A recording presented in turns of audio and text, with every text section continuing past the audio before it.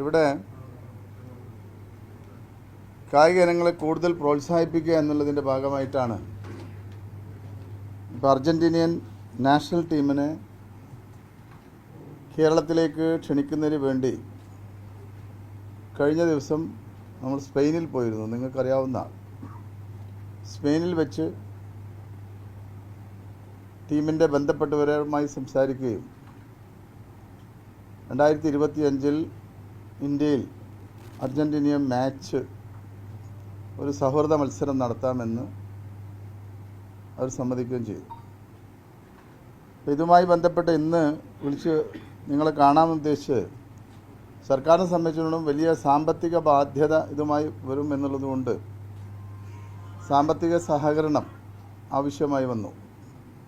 ഇതിൻ്റെ അടിസ്ഥാനത്തിലാണ് Kerala golden silver merchant അസോസിയേഷനുമായി നമ്മൾ സംസാരിക്കുന്നത്. അപ്പോൾ അവർ കത്ത് മുഖാന്തരം അവരെ അറിയിക്കുകയും ഇതിൻ്റെ ഭാഗമായി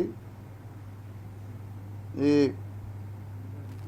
ഗോൾഡൻ സിൽവർ മർച്ചൻ്റ് അസോസിയേഷൻ സംസ്ഥാന വ്യാപാരി വ്യവസായിയുമായി ചർച്ച നടത്തുകയും അവരൊന്നിച്ച് തന്നെ കേരളത്തിൽ ഈ മത്സരം സംഘടിപ്പിക്കാൻ സന്നദ്ധത അറിയിച്ചിട്ടുണ്ട്.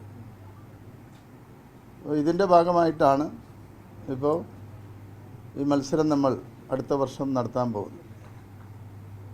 സർക്കാരിൻ്റെ പൂർണ്ണ നിയന്ത്രണത്തിലാണ് ഈ മത്സരം നടക്കുക. ഇതിനാവശ്യമായിട്ടുള്ള മുഴുവൻ സാമ്പത്തിക സഹായവും കേരളത്തിലെ വ്യാപാര സമൂഹം എന്നാണ് പറഞ്ഞിട്ടുള്ളത്. അപ്പോൾ അതുകൊണ്ട് തന്നെ ഏറ്റവും ജനകീയമായിട്ട് തന്നെ ഈ മത്സരം കേരളത്തിൽ നടത്താനും നമ്മുടെ രാജ്യത്ത് തന്നെ ലോകത്ത് തന്നെ ഒന്നാം നമ്പർ ടീമായിട്ടുള്ള അർജൻറ്റീന മെസ്സി അടക്കമുള്ള നാഷണൽ ടീം ഇവിടെ വരികയാണ്. ഇതുമായി ബന്ധപ്പെട്ടുള്ള ഔദ്യോഗികമായിട്ടുള്ളൊരു പ്രഖ്യാപനം അത് അർജൻറ്റീനയാണ് നടത്തേണ്ടത്. അവർ അടുത്ത 1.5 മാസത്തിനകം അവർ കേരളത്തിൽ വരും. കേരളത്തിൽ വന്നതിന് ശേഷം ഔദ്യോഗികമായി സർക്കാരും അർജൻറ്റീൻ നാഷണൽ ടീമും സംയുക്തമായിട്ടുള്ള ഒരു പ്രഖ്യാപനം നടത്താനാണ് ഇപ്പോൾ തീരുമാനിച്ചിട്ടുള്ളത്.